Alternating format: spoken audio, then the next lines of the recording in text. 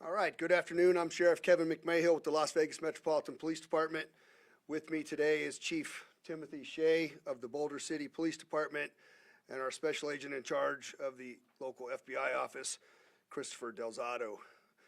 We're here to provide information regarding a critical incident that started last night at an LA Department of Water and Power facility located near Boulder City. First and foremost, I'd like to make sure that our communities all understand that there is no ongoing threat at this time. At approximately 10 a.m., Boulder City Police Dispatch received a 911 call reporting a vehicle crash through a secured gate at the power substation. The caller indicated that the driver appeared deceased and that gunshots had been heard after the crash. Boulder City police officers immediately responded to the scene. The driver of this vehicle is identified as 23-year-old Dawson Maloney of Albany, New York. Here's a brief video of that vehicle crashing through the gate. You'll see on the monitor to my left, you'll see the vehicle approach.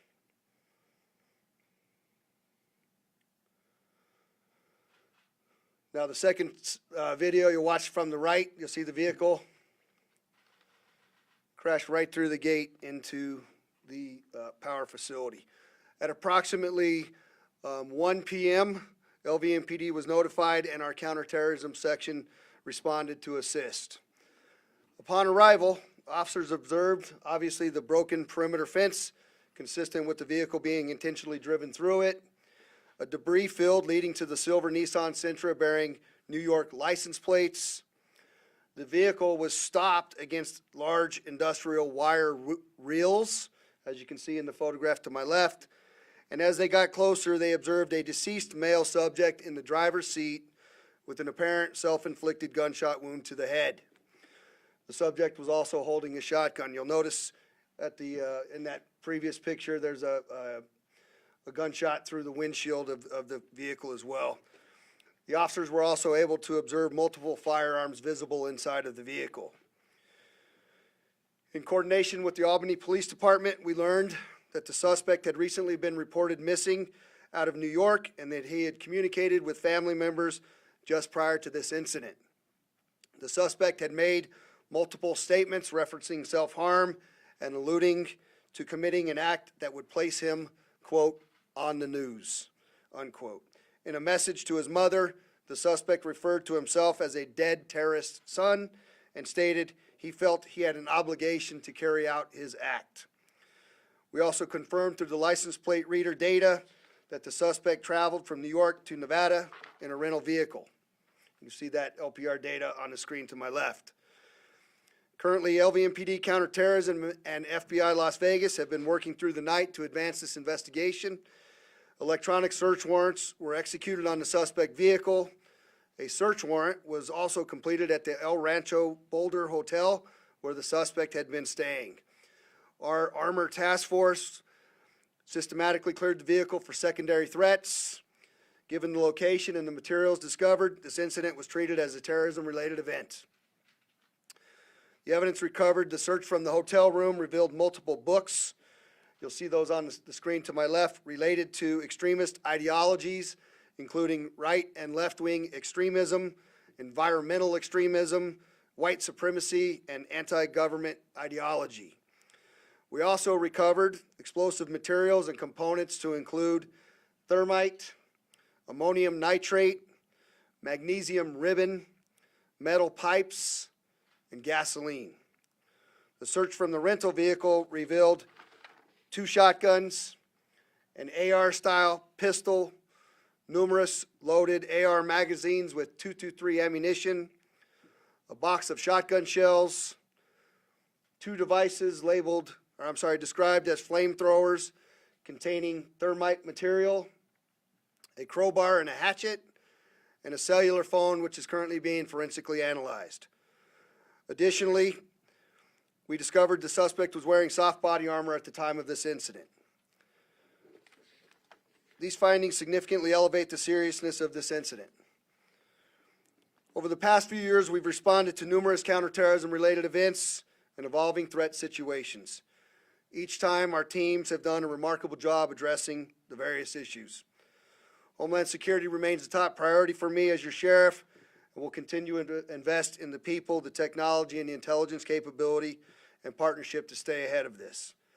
I want to conclude my initial remarks by saying this is another coordinated, multi-agency investigation, and we're currently working very closely with our partners from the FBI and the Boulder City Police Department, as well as additional federal agencies.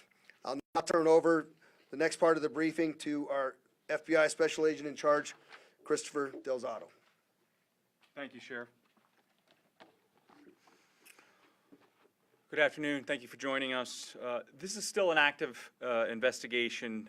FBI Las Vegas is working with our colleagues at FBI Albany, but I want to provide as much information as I can at this point. So yesterday, February 19th, FBI Las Vegas personnel from our Joint Terrorism Task Force responded to the Los Angeles Department of Water and Power electrical substation located at 875 El Dorado Valley Drive in Boulder City, Nevada. The sheriff covered the specifics of the vehicle crash and the evidence recovered in Las Vegas, so I'd like to spend a little bit of time talking about some of the details, that evidence we recovered up in Albany. So in coordination with FBI Albany's state and local partners, 2 additional search warrants were executed in New York. Recovered from 1 Albany residence were electronics. Those electronics are currently being pulled for evidence. Recovered from an additional residence in Albany were several gun components needed to assemble a firearm, a 3D printer as well. Based on the information we've uncovered so far, we believe Mr. Maloney rented a car in Albany, as the sheriff mentioned, on February 12th and departed the area sometime around the 14th to drive across the country to Boulder City. Our partners at FBI Albany are the lead on this investigation, which is now focused on determining any additional information related to Mr. Maloney in this incident. They will be conducting additional interviews related to the investigation and will provide any necessary updates. We'd like to thank our law enforcement partners across the country for their incredible cooperation, including obviously Las Vegas Metro and the sheriff here, and assistance with this investigation. We'd also like to thank both the U.S. Attorney offices in the Northern District of New York as well as the District of Nevada. Thank you.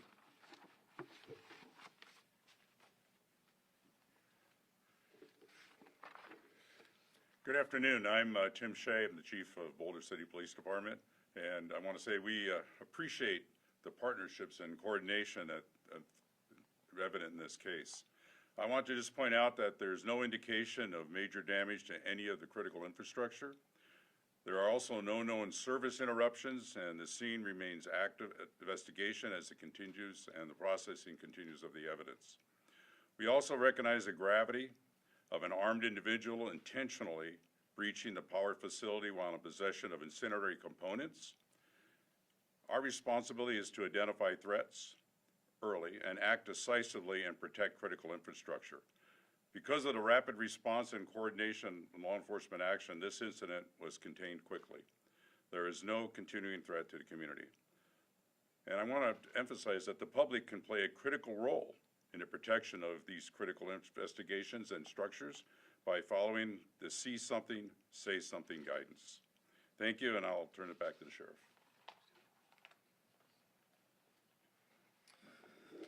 All right, we'll be happy to take a few questions if anybody has some. If you please just say who you are and Kristen.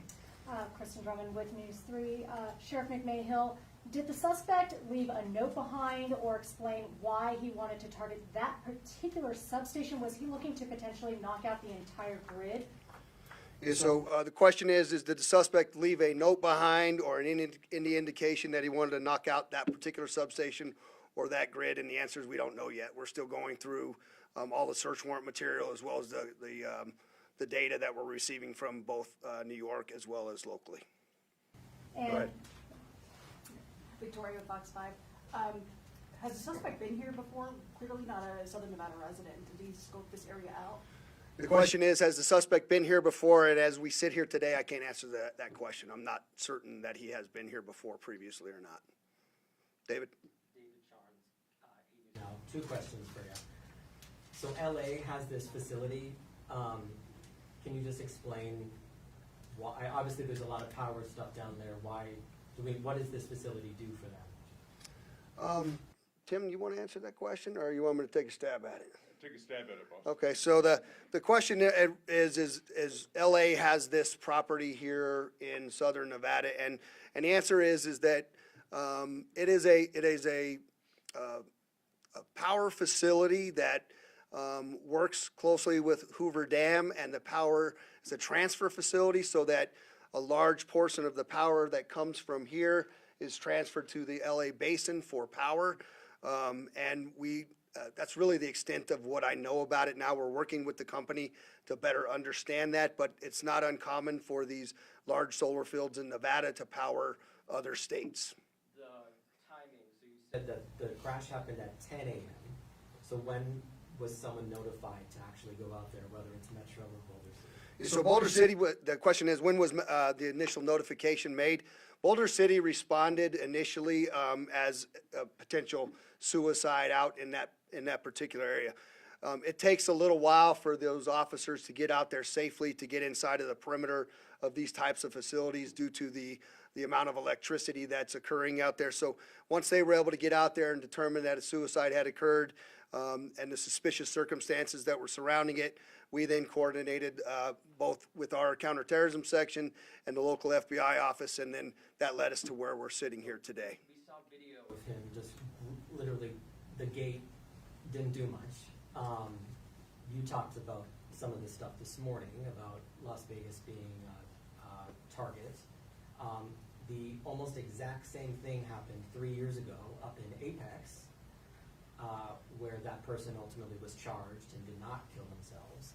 So I don't want you to repeat yourself from this morning, but we clearly have an issue with people targeting these substations, and what can we do so they can't just do that? Yeah, so David asked about the incident that we had a number of years ago up north near the Apex event, and the vulnerabilities that we have in these power plants, and that's something that we're continuing to look at. We know in this particular case, there are private security officers that are out there. There's video, unlike we had not had in the previous incidents. So there are things that they've done to target harden that. I will tell you that in speaking with Chief Shea, they also have a robust relationship with the Boulder City Police Department out there, and so we'll continue to look at how we target harden those locations. I know, Kristen, you had another question. When the suspect rammed into that fence, how far did he get into that area before he was stopped? And do you know if it appears he may have died by suicide after his car stopped, or as he may have been trying to drive through? The question is, how far did he get in, and did he commit suicide before he was stopped by those wire? We believe that the wire barrels stopped him, and he committed suicide. The actual distance, I haven't been briefed on that distance yet, but we can provide that information as we move forward. One more, sir. Brian Horwath, Review Journal. So this guy Maloney, can you talk at all about anything else in his background that would lead to thoughts about anything that rises to this level? The question is, there's anything in Mr. Horwath, or the suspect's background as to, would lead me to indicate why he did what he did, and it's too early in the investigation for me to tell you that. We're going through, obviously, all the computers, all the documents. You saw this smorgasbord of radical literature that is there. This is something that we have seen in the last couple of years, that individuals will take very left-wing ideology, very right-wing ideology, combine it with a cult and a number of different types of things, and then they come up with their own ideology, right? So we really don't know here what has caused this extremism. There's some indications that there had been potentially some early online activity that he had alluded to, but it's too early for me to tell you with any definitive ability that these are the things that caused that. But as we continue in the investigation, we'll certainly come back and provide you additional updates, and we thank you very much for coming and covering this. Have a good day.